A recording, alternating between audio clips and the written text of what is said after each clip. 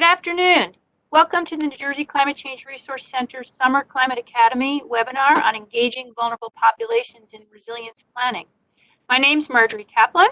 I'm Associate Director of Rutgers Climate Institute, and along with my colleague and one of today's presenters, Jeanne Herb of the Edward Blaustein School of Planning and Public Policy, I co-direct the newly established New Jersey Climate Change Resource Center. Other than today's presenters and our Rutgers team, you're all muted, so to communicate with us, please type your questions into the chat box. To find the chat box, hover your mouse at the bottom of your screen, and a series of circles will be displayed. There's one circle that looks like a dialog bubble. If you click that, the chat comes up and you can type your questions there. You are welcome to type your questions into the chat box throughout today's presentation. Please type into the All Panelists listing. We are monitoring the questions as they come in, and after the formal presentation, we will address as many of them as time allows. We will be recording today's webinar and alert you to its availability. For those of you who have not been to any of our other webinars, I'd like to give you a quick overview about the newly formed New Jersey Climate Change Resource Center. The center is housed at Rutgers University, and it was created by legislation signed by Governor Murphy just this past January to create and support the use of impartial and actionable science to advance government, public, private, and non-governmental sector efforts to adapt to and mitigate a changing climate. The center is intended to conduct applied research, create planning tools, develop technical guidance, undertake pilot projects, and provide practical support for addressing climate change in New Jersey. The center also has as part of its mission to connect actionable research to policymakers, planners, practitioners, the media, communities, students, and other individuals through outreach, training, and education. And so in keeping with that mission, we're very pleased to present today's webinar by our three speakers, Nick Angarone, Lisa Auermuller, and Jeanne Herb. Let me tell you a little bit about them. Nick Angarone serves as the Bureau Chief for Climate Resilience Planning in the Climate and Flood Resilience Program at DEP. He's a New Jersey licensed professional planner and holds a Master of City and Regional Planning from the Rutgers University Blaustein School of Planning and Public Policy. Nick has 20 years of experience in the private and public sector focused on supporting efforts to plan environmentally conscious, sustainable, and resilient communities in New Jersey. Lisa Auermuller is the Assistant Manager of the Jacques Cousteau National Estuarine Research Reserve, where she oversees all of its education, outreach, and volunteer programs. Lisa designs and conducts outreach programs, seminars, and workshops on environmental issues of importance to coastal stakeholders. She teaches graduate courses through the Rutgers Coastal Risk and Resilience Initiative, and she serves as president of the National Estuarine Research Reserve Association. She received her master's in marine chemical ecology from the University of North Carolina at Chapel Hill. And our last presenter, in addition to her role as the co-director of the New Jersey Climate Change Resource Center, Jeanne Herb is the executive director of the Environmental Analysis and Communications Group at the Rutgers Blaustein School of Planning and Public Policy.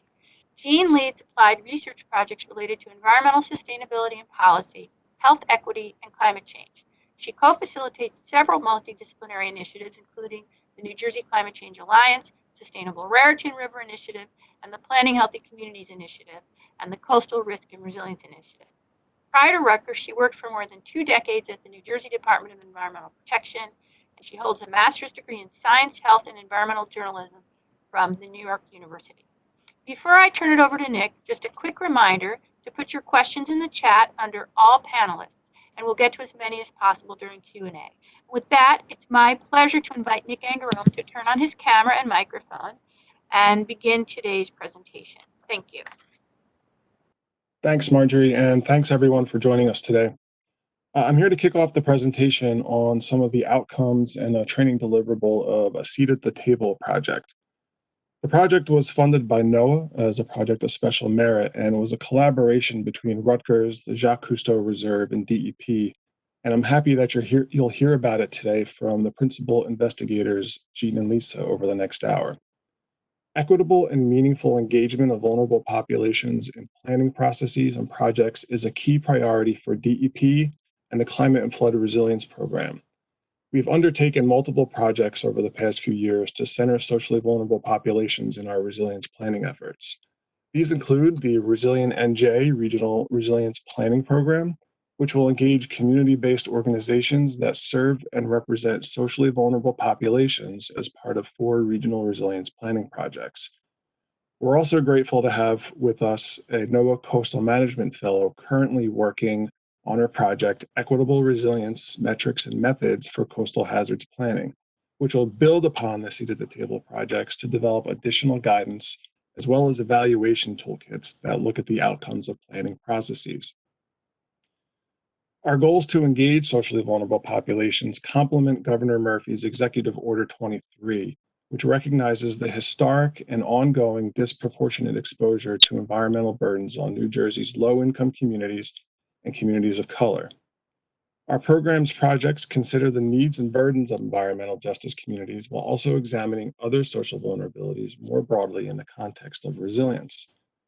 Finally, these activities are informing development of the statewide climate change resilience strategy and the Coastal Resilience Plan as directed by Executive Order 89, which includes equity as an overarching principle. We've sought these research and planning opportunities because we know that our most vulnerable communities are and will be most impacted by climate change and coastal hazards. The outcomes of these projects will help DEP strengthen our ability to build a stronger and fairer New Jersey. The Seat at the Table project provides a great starting point to have these conversations, and we're excited to share the outcomes with all of you.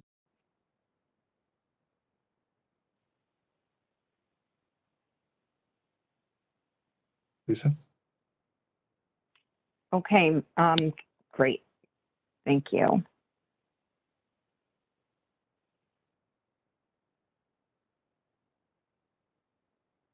Okay, so as Marjorie said, Jeanne and I are very excited to share the results of this project with you. We've been working on it for quite a while, not only with the team at DEP and with our team internally at Rutgers, but also with a whole project working group, which you'll hear about more in a few minutes from Jeanne.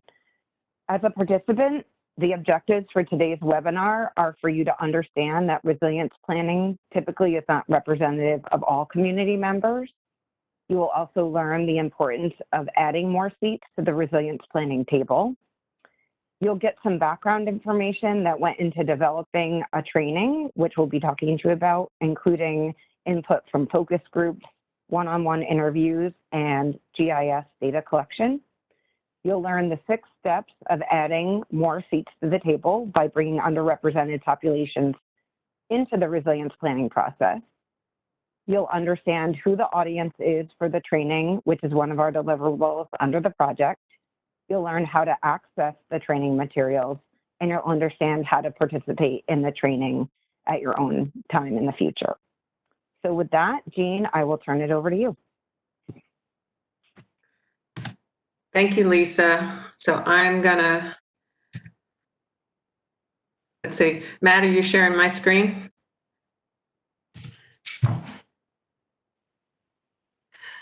Thanks, everybody.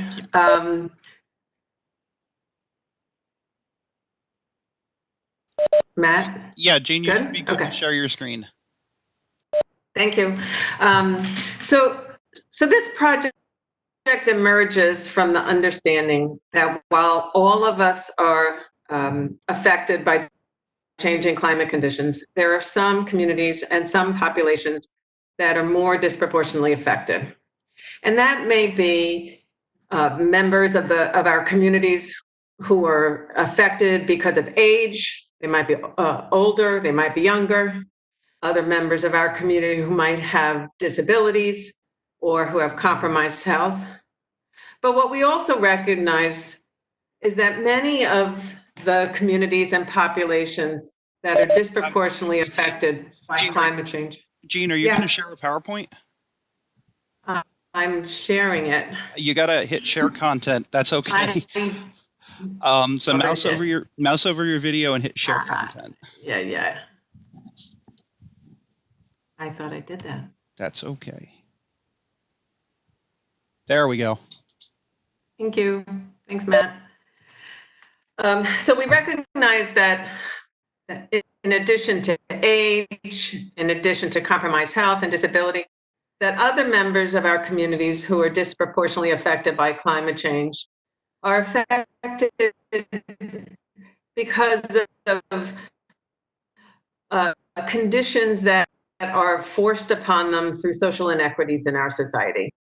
And these may include structural racism, underinvestment in certain communities, as well as systems in our society that essentially cut people out of civic and decision-making processes. So the purpose of this project was to look at how can we best address that third item, which is to create systems as part of climate resilience planning that bring underrepresented and vulnerable populations into climate planning and decision-making. As Nick mentioned, this is a project with NOAA, with DEP, and our team at Rutgers. So what you see in front of you now are the tasks from the project. If you go from top to bottom, you'll see that we conducted a fairly extensive literature review. And as part of this, we not only looked at climate change and coastal hazard literature, but we also looked at literature associated with vulnerable populations from public health experts and social work. And these concepts coming from different types of literature allowed us to understand how our understanding of vulnerability merges in these different disciplines. As part of this project, we also developed new sets of data that are available to state and local climate planners so that you can better understand who are the populations in your community that are most vulnerable and how you can better engage them in climate planning. Third, as Lisa mentioned, we conducted some stakeholder engagement. We interviewed experts around the state who work with or engage or represent vulnerable populations. And then we also conducted focus groups with residents. These tasks contribute to what we're going to focus on in terms of outcomes and tasks for the rest of this discussion. And that includes developing guidance and training, and then laying out some policy options for the state coastal management program. These last two tasks really emerged from what we learned from the first three.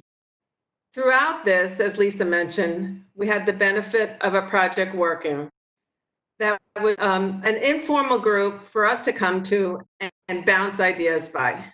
And that group really challenged some of our thinking and also contributed to these last two, our thinking associated with these last two tasks. The final report for this project can be found at this link. This second link here is a recording of a presentation given last week in which one of our team members presented all the new data that's available for use. And then the web training that we'll be talking about can be found at this link. So what are some of the things that we learned from this project? Here are some of our biggest take-home messages. We learned that underlying social inequities, underrepresentation of certain communities, structural racism, underinvestment in communities, these inequities are the biggest hurdle to achieving resilience.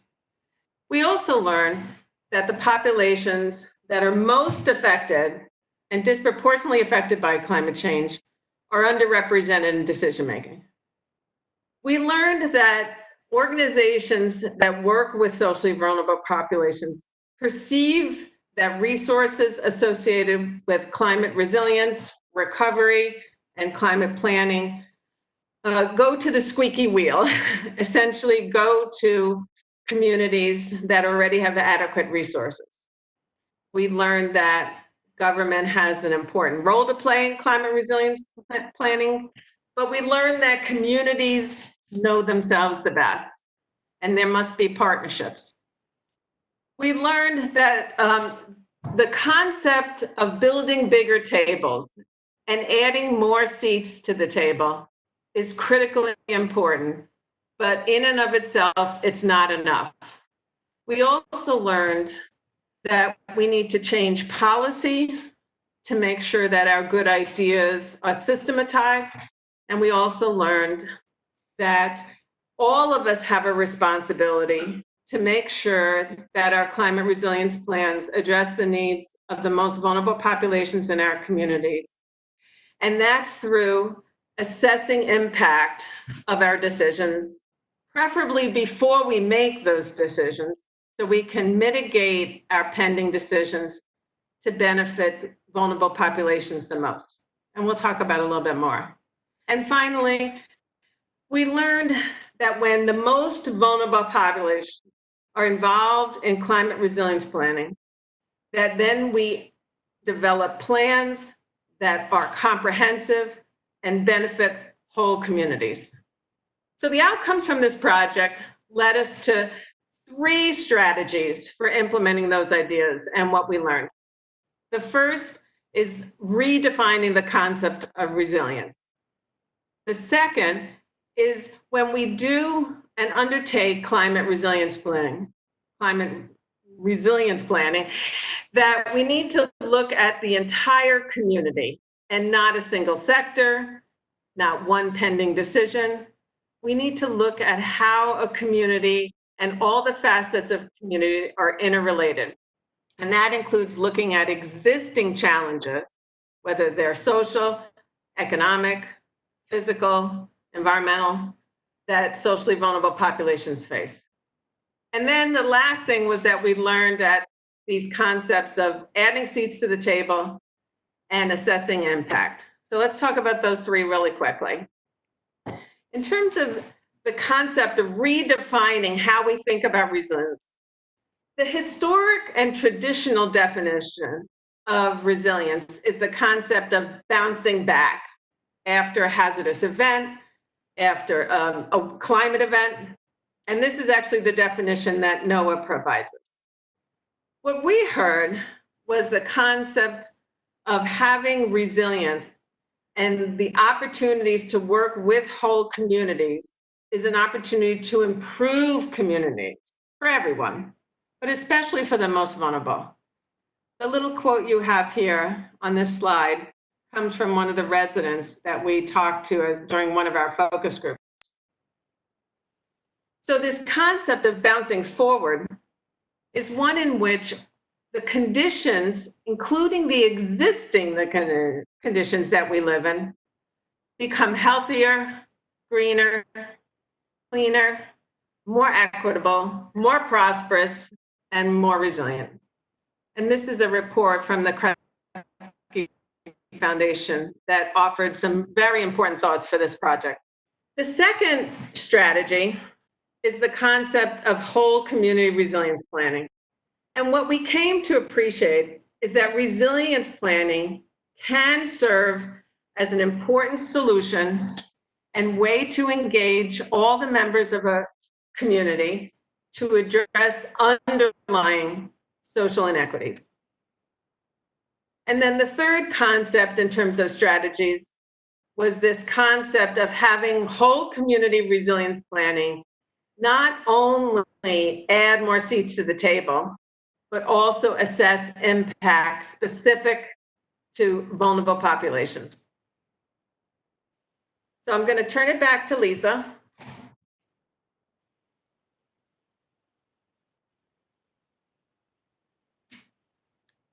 Okay, thank you, Matt, for giving me back content.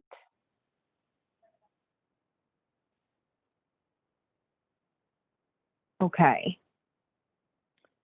So Jeanne just went over our project outcomes, specifically number 1 and number 2.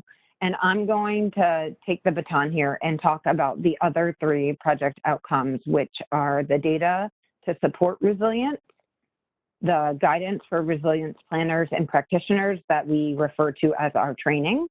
And then I'm going to hand it back to Jeanne for her to talk about number 5, which are the coastal zone management policy options and recommendations. So for those of you that are familiar with our Rutgers-based climate planning tools, hopefully the NJ Adapt website is a familiar resource to you. This is the site that we have been working on building out to be the one-stop shop for all tools, climate resilience planning and climate change planning. Underneath the NJ Adapt website, you can find the New Jersey Flood Mapper, and it's on that site that you will find the data associated with these social vulnerabilities as part of the deliverable for this project. So I am going to navigate over to the Flood Mapper site. Hopefully this platform is pretty familiar to many of you. I have zoomed into Atlantic City, an area, again, I hope many people can relate to. And I have a base map view with a satellite image. And I've added 3 feet of total water level, which is a decent water level to be planning for the future.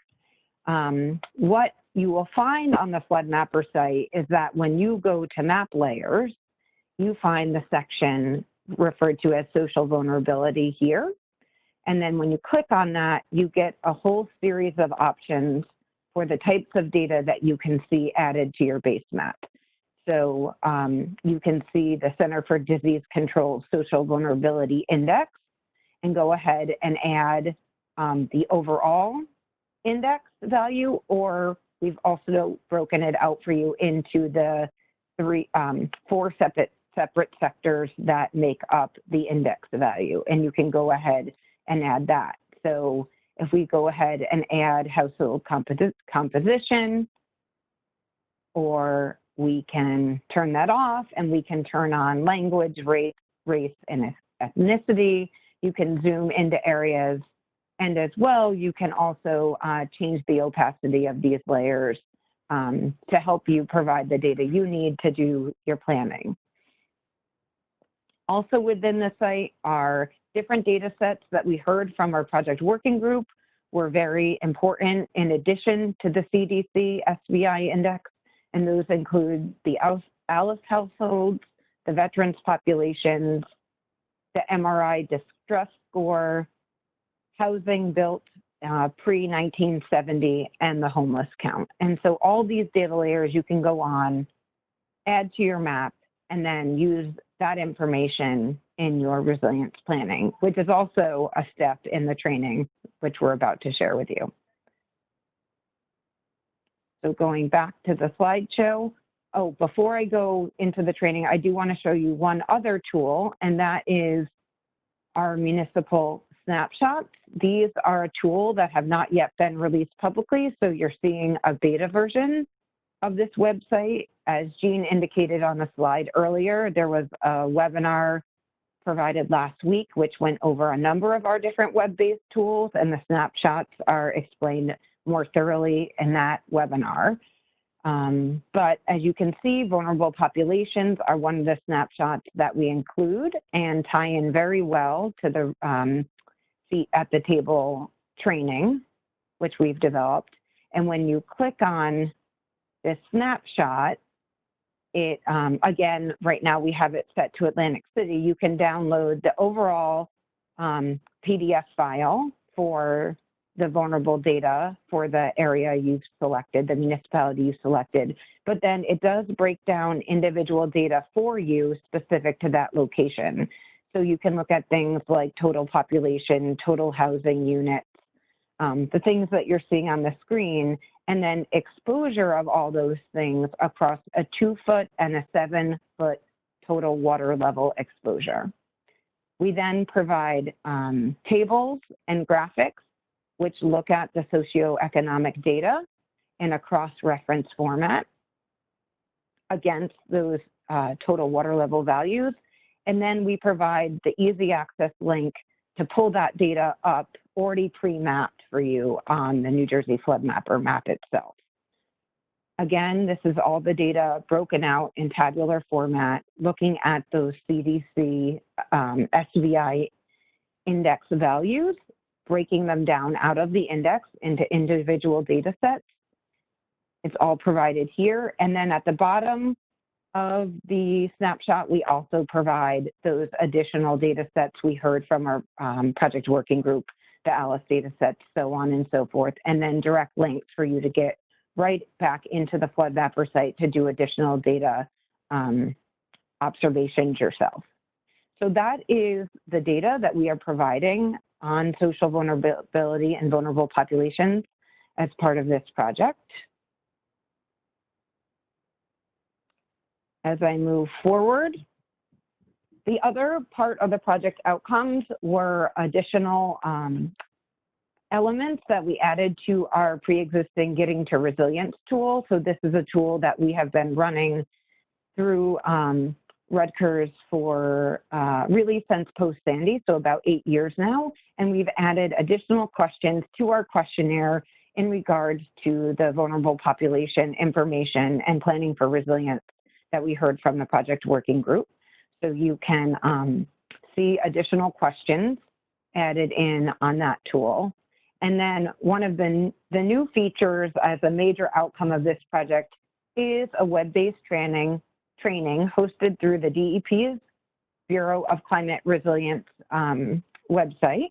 And it is the first training that they have placed up there.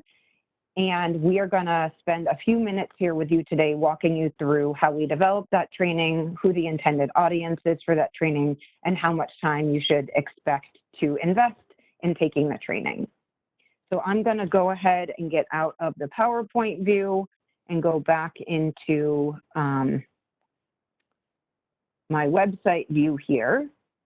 Here is the training on the DEP's website now. This is currently live, so all of you can hop off this webinar and go in and start taking the training if you're excited enough to do so. We've broken the training into 4 core sections, and then the 5th section, which we really encourage users to take, is an evaluation of the training, since this is the first of its type for us, an online delivered training. Little did we know as we were developing this that virtual learning would become the new way of doing business.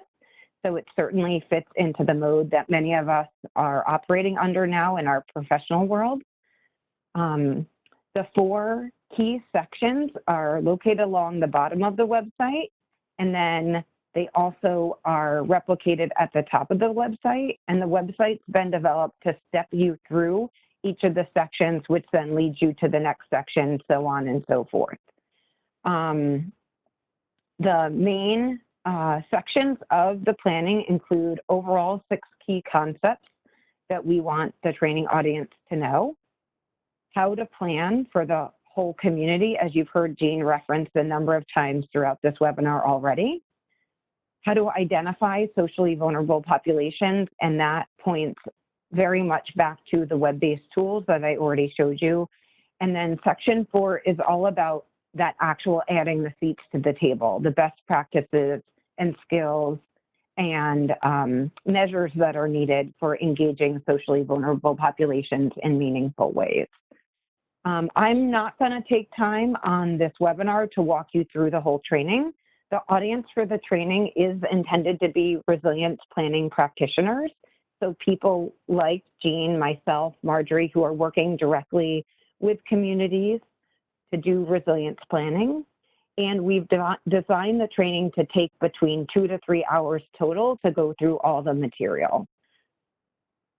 One important note about the training is we have developed it so that you have some takeaway materials from it as you walk through it. So there are some materials you can share with some of your colleagues. So an example of that would be if I go to training section number 2, planning for the whole community, and you look at the first section of that section 2, over here you can see where you can download and have a takeaway, a PDF file that then helps to reinforce the material and possibly serve as a way that resilience practitioners could serve in a train the trainer sort of role to pass this information on to others and to their colleagues. So if you click on these links, it brings you to the PDF file, and you can save those, print those, share them, etc. And we have a number of places like this through the training that you have the option to download a summarized PDF version of those sections of the website. I'm going to go back to my PowerPoint. So again, there's sort of the overall view of the web-based training and the 4 sections.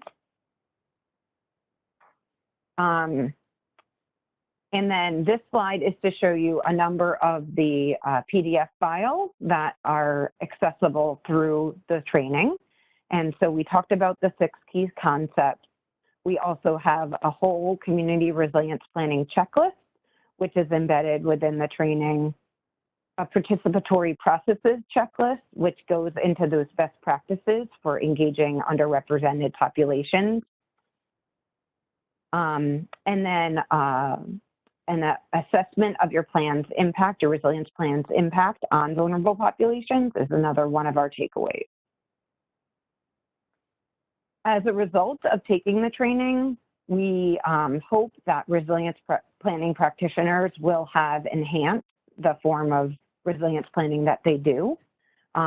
So we suggest through the training that planners and practitioners develop a social vulnerability profile of the area that they're developing a resilience plan for, that they make an inventory of pre-existing social, economic, physical challenges that are exacerbated by the changing climate conditions, as Jeanne mentioned earlier, that you actually develop, in addition to a resilience plan, a written plan for how you plan to engage social vulnerable populations. And then think through a written checklist of how to assess how a resilience vision, scenario, and actions are going to affect your vulnerable populations and affect either positively or negatively the pre-existing social, economic, and physical challenges within the area you're planning for. And then finally, for each of the hazards that your resilience plan is working to address, identify the increased risks that are faced by vulnerable populations and feature that in a resilience vulnerability assessment. Jeanne, I'm going to turn it back over to you. I can keep the slides up and move ahead for you.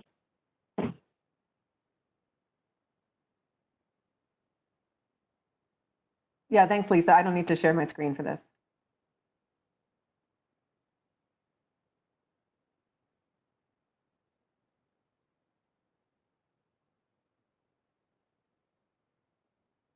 Jeanne, I can't hear you talking if you are. Jeanne, I just unmuted you. Matt, I think we were competing with the muting and unmuting. Okay, you're good now. So the last task in this project was to take what we had learned from the other elements of the project and try to bring it home, I guess, to offer some options to the state's coastal management program, which is housed at the New Jersey DEP, to offer some options, some thoughts for the coastal management program to consider to expand opportunities to address the needs of socially vulnerable populations as part of climate resilience planning, to look for opportunities to expand processes, participatory processes to engage socially vulnerable populations as part of coastal climate resilience planning, and then also to look at ways in which there can be opportunities to assess impact of climate resilience planning on vulnerable populations. So we focus, what this slide shows you is 5 areas of policy that we focused on based on our conversations with DEP in terms of areas that are most immediate, I guess, in terms of the state's coastal resilience planning program. So the first is looking at policies that promote incentives for local governments to do climate resilience planning. So the question here really is, how can we, what kinds of things can be baked into incentives that the coastal management program might offer to encourage local governments to better build some of these ideas in terms of social vulnerability into their climate resilience planning. And when we think about incentives, it's not necessarily just financial incentives. You know, we know that we can expect a lot of new policies coming out of the state with regard to resilience. And so those incentives could be regulatory incentives. They could certainly be financial incentives. We know that Executive Order 89 speaks to the State Planning Commission plan endorsement process. some states offer award programs. So whatever the kind of incentive is, and this is an area where we're particularly focused on efforts to promote these kinds of consideration of social vulnerability within local governments. And so I don't have time today to walk you through all of the policy options that are included, but if you want to go through our, 185-page final report, you're welcome to see them, and we can also talk offline. But I'll give you a couple ideas so you have a sense of how we were thinking about some of these. So for example, under this heading, some of the ideas that we suggested is that the state could consider, the coastal management program could consider requiring a local government to meet some minimum actions that really address the needs of social vulnerability, of the most vulnerable populations in a community. So for example, we suggested perhaps if a local government's going to receive some type of incentive from the state coastal management program, the coastal management program might want to see that local government has complied with its affordable housing obligations, for example, because housing is a tremendous stressor in terms of vulnerability. So we offered some thoughts like that. We also offered the idea that now that we've developed a lot of data that's very available, very accessible, that another option could be that local governments that are receiving incentives could be expected to take advantage of that data and actually look at identifying who the most vulnerable populations are in the community as part of their climate resilience planning. That was sort of another suggestion that came out of this. We also suggested that Lisa quickly walked you through some of the 5 tasks that we added to resilience planning specifically to address social vulnerability, such as the idea of a social vulnerability profile for the community and an inventory of where it is existing social, economic, environmental, and physical challenges to vulnerable populations. Lisa mentioned 5 of those. And so one policy option is to expect that if a local government's receiving incentives from the state, that they're applying and developing those 5 tasks. The second policy area that we looked at is for all of those of you who live, breathe, and eat coastal management here in New Jersey, you're familiar with the 309 process. For those of you who are not, the Section 309 process is regulated under the Federal Coastal Zone Management Act. And that's the federal law that governs the overarching law that governs the state's coastal management program here in New Jersey and in 32 other states. And so the program focuses on 9 areas, for example, public access to coastal resources, facility siting, coastal hazards, which is really where we focused our attention in terms of resilience.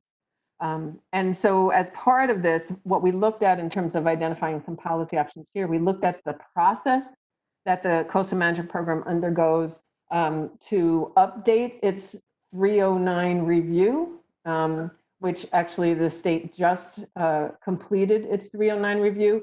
And so our report came after that process was completed, but we know from our conversations with DEP that they're very interested in many of the policy options that were outlined in our report. So even though they're not in their review process for the coastal management program, they're definitely looking to see how they can incorporate them. And then we offered just some other ideas in general for how what we learned about social vulnerability could be incorporated into the overall coastal management program, such as when the state is undergoing its review every several years, it's important to proactively reach out to organizations that represent the most vulnerable populations, because these are typically organizations that don't necessarily align with the coastal management program, right? These might be organizations such as family success centers or faith-based organizations or community organizations that work on issues that associated with social inequities. And for them, the coastal management program might be a very foreign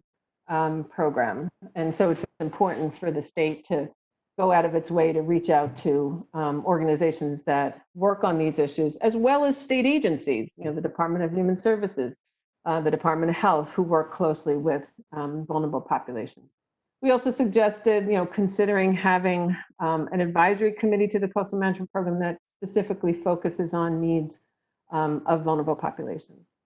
The third policy area that we focused on was a general policy area of looking at opportunities for the coastal management program as a very overarching program to engage and collaborate more closely with other state agencies and local agencies that may better understand or may have historic engagement with socially vulnerable populations. And what we're thinking here is that given the research evidence and what we heard from stakeholders, it's clear to us that enhancing the resilience of a community involves addressing the underlying, the pre-existing social, physical, environmental, economic challenges that socially vulnerable populations face. And many other agencies have historically and are mission driven to address those inequities. And so collaboration seems particularly important. And so we offered some opportunities as part of that, which could be rolled into the types of incentives that the coastal management program might be offering, to be able to see that there are collaborations with other agencies, such as agencies that work on housing or nutrition and health. We also offer some very specific recommendations, such as a standing contract for translation services, and also expanding the ability to use public dollars to make it more feasible for socially vulnerable populations to actually be engaged in civic processes associated with coastal resilience planning. The fourth area that let me just mention two other ideas, because these came from our project working group, and they were very important. One of the things that we heard a lot through our stakeholder engagement process was that after a climate event, it's very difficult for local community organizations to be able to assess how to work closely, in some cases, with state agencies. And that seemed particularly stressful for organizations that work with socially vulnerable populations, who may not necessarily know how the coastal management program offers dollars or how the coastal management program functions in terms of being able to access those kinds of resources. So we suggested that during blue skies times, the coastal management program could possibly work with other state and local agencies to identify trusted organizations that work with socially vulnerable populations in the most climate vulnerable places, so that they could establish agreements and arrangements so that during climate events, that relationship is already formed and dollars could more easily flow to those community-based organizations. We also, in terms of this fourth area, where we were looking at a grant program, our understanding from the state, this is currently not a program that's in place now, but our understanding from the state is that it's looking to be able to offer a local community grant program to foster resilience. And one of the big recommendations that we heard from our project working group was that those dollars should not just be directed to government, but should also be eligible for community-based organizations, and to also see networking between local governments and community-based organizations. Because in some communities across the country, we see that it's community-based organizations that are leading resilience efforts. Similar to a recommendation I just mentioned, we suggested that during blue skies time, there could be opportunities to help train community-based organizations that are in the most vulnerable areas of the state from a climate perspective, to be able to quickly apply for dollars when they become available for climate resilience planning. The final area that and Marjorie, you're probably looking at the clock, so this is our last comment.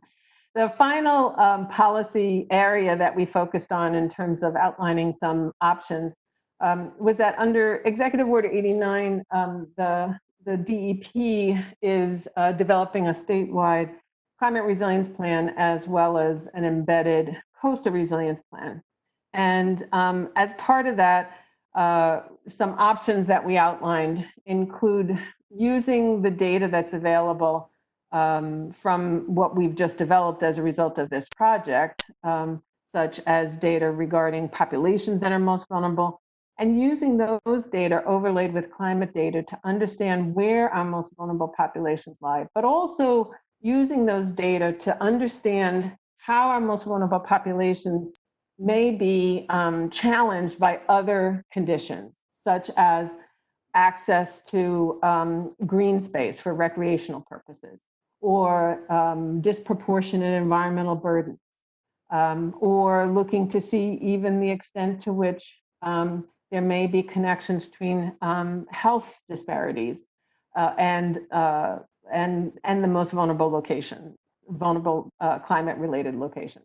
And our thought was that if these kind of concepts can get incorporated and reflected and analyzed as part of a state plan, then it's going to make it much easier for local governments and local communities to be able to take those same concepts and reflect them in their own planning, because the state would have outlined some methodologies to examine how can you correlate or pull together these different sets of data to be able to better understand some of the pre-existing challenges that our most vulnerable populations face.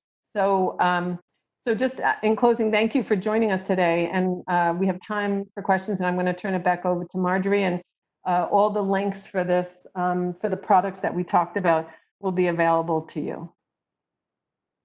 Thank you, Jeanne and Lisa and Nick, for a really thoughtful presentation. I'm going to invite Nick to turn up. You did. There you go. So you're all three with us. And I'm going to turn it over to my colleague, Dr. Carrie Ferraro from Rutgers, who's been diligently monitoring the chat and who will direct your questions to our speakers. Thank you so much, Marjorie, and thank you, Jeanne, Lisa, and Nick for a wonderful presentation. We received a number of good questions. The first question was from Kelly Flicka, who asked, is there one action that the federal, state, or local governments could take to enhance the resilience of New Jersey's most socially vulnerable populations? And I pose that to all of you or any of you. Well, let's first give a shout out to, and let's give a shout out to Kelly Flicker too, right? Because Kelly was our original project manager when she was at DEP. So, so thanks, Kelly, for that challenging question. Go ahead, Lisa. Sorry. Yeah, you know, thank you for recognizing Kelly. That was a good call, Jeanne. I mean, I've thought a lot about this question, even just personally, about how over the last 2 or 3 weeks, we become more involved in populations that aren't typically represented at the table. And I've heard this phrase actually come up a number of times in the past few weeks about adding seats to the table. And Kelly, my answer back to you so far is that admitting you don't have all the right answers and just being really good at listening and learning and understanding how different populations can feel that an open door to the table is even possible for them, breaking down some of their barriers for them, like Jeanne said, having translation in language, having babysitting services, not always doing things at night or on weekends when people might be working. So I think being open to a different way of thinking, no matter whether you're an individual or a state, federal, local organization, is just an important first step. And I think for me, what I would add to Lisa's comment is that I think inherently shifting how we think about resilience as a single issue. I mean, I think we think about it as building seawalls, right? Or things like that. And rather thinking about it as a activity in a community that improves, it can improve if done in certain ways, can improve the overall resilience of the community, but can also be a real opportunity to address some of those pre-existing challenges.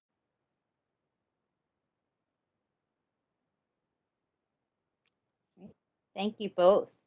I'm going to kind of throw another hardball at you. I apologize. Our next question was from Patricia Crozier, who asked for vulnerable populations living in these vulnerable locations, is relocation considered a viable plan?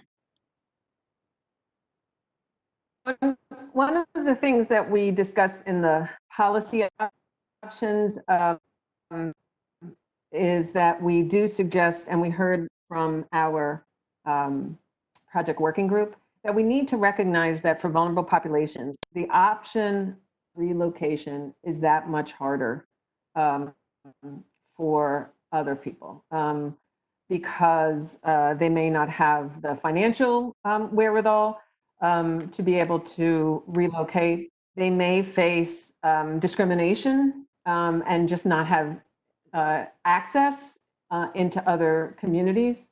They may also have big challenges in terms of moving to places where the pre-existing economic, social, environmental challenges are worse. So the answer is, I mean, we all have an option, right, to not live in harm's way. But I think what we've come to appreciate from this project and from our engagement with stakeholders is that that is very much less so for socially vulnerable populations. And so one of those policy options that we talk about is suggesting that the coastal management program could delve into these issues further to better understand what are the specific challenges, whether that's economics or racism, that makes it especially difficult.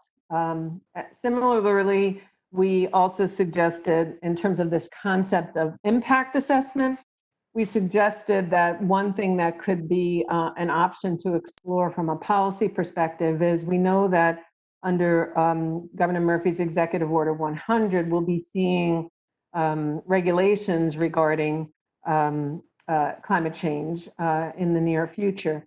And so one option that was discussed in the report and among the project working group members is to understand the extent to which options that might be in the state's flood hazards rules or coastal wetlands rules may negatively impact the ability of socially vulnerable populations, whether that's because it increases costs, reduces their ability to have transportation mobility, or economic mobility. So we thought that that was very important too, to not just have a do no harm kind of approach, but also to look to see how upcoming policies and rulemaking can be an opportunity to bounce forward for socially vulnerable populations. I'll just add really very fast, Patricia, to your question, that there's some really great work about moving whole communities out of Louisiana, and it's called the LA SAFE, S-A-F-E project. And that could be a nice example for you to take a look at of some of the great work they've done. One of the things Jeanne and I continue to hear from our interviews and focus groups, while that vulnerable populations may be not resilient to climate impacts, they certainly are very socially resilient. And so that cohesiveness of community and the knowledge of how to rely on each other and take care of one another makes them very, very resilient in that case. And the LA SAFE work builds off of that concept.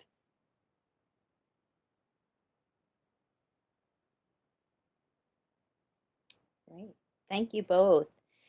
So we received a lot of questions about the data and tools that you mentioned. And I encourage those who ask those questions to reach out to us if you still need more information about them. But the one question I wanted to ask was from Louis Kleinman, who asked, what he said, as you know, when you engage community, it's important to know which languages are important for that area. And that lots of people would like to use your tools, and whether there are any kind of tools that are available in other languages other than English, or plans to develop them. We agree, Louis, and we are looking for resources to do that. So thank you.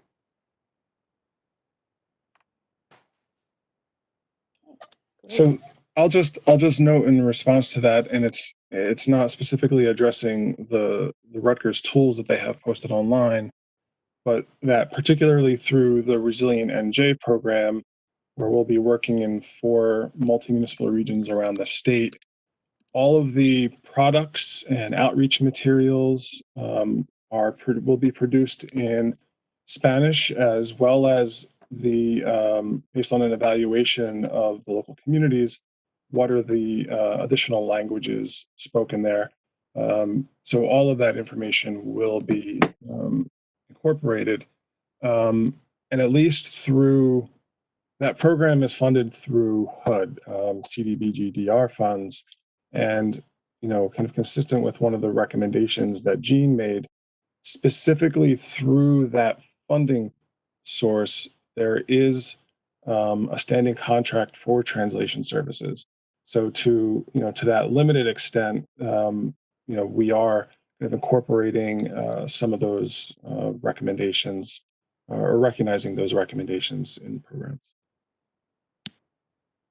Carrie, I see a number of people are asking whether the training and materials are good outside of New Jersey. And I guess what we probably should have mentioned at the start of this is that this project is considered a NOAA project of special merit, which means that NOAA has intentions of taking some of the things we were able to accomplish in this project. And we really need to set expectations. This project is a really good baby step, but it is not it is not a full comprehensive strategy on climate resilience planning and socially vulnerable populations, but it's a good first step.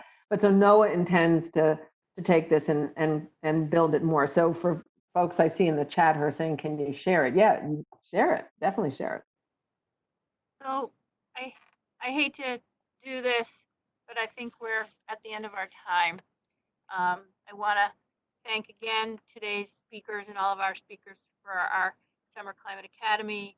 We'll be sending a notice out about today's recording as soon as we have it posted to our website. Your questions and your comments in the chat have been very, very important to us as feedback we will use going forward to help inform the development of additional materials and initiatives of the New Jersey Climate Change Resource Center. So thank you all for being so engaged.